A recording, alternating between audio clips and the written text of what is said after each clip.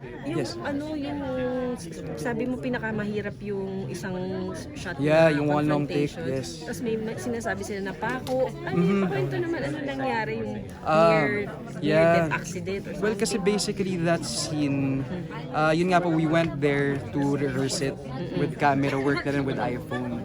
Pero on set po kasi since, I feel like parte na rin po yung mga hindi na kami nagiging conscious sa paligid. Kasi first day din namin kinunan yun. At the same time, kinakapapapunan namin ng characters namin.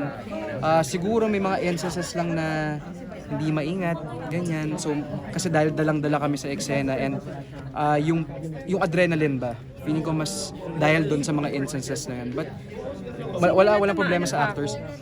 I don't remember if it's Ate Sue or ako. Baka yun po siguro. Pero yun, may mga adjustments. So magka-cut kami, tatanggalin yung pako. So mga hindi na po siguro naiisip. Kasi nga dahil focus kami sa kung ano man yung kailangan naming i-achieve yung objectives po namin that day. Yes. Thank you, Sa akin, Miggy, pag mas daring pahingin sa'yo, pag required ka mag-frontal, papayag ka ba? Frontal, I think at my age parang hindi pa po siguro. Yeah, pero if there's an art film na super required talaga na kailangan gawin, like indie, pwedeng pag-usapan. Napanood mo ba yung Pac Boys? Yes, yes. Popoy? May parang medyo may nasilip sa kanya ron eh.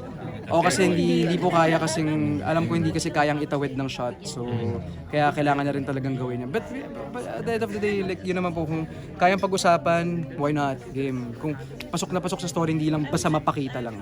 Yes. Mag-invite ka na, Miggy. Yes, invite ko po kayo lahat for Enlighten, the Idea First Film Festival ng April 12 and 14. I hope to see you guys there kasi opening film po yung Your Mother's Son, which is Philippine premiere. And samahan nyo po ako na panoorin, samahan nyo kaming lahat na panoorin. And hope to see you guys there soon. Thank you! Thank you. Thank you po, thank you.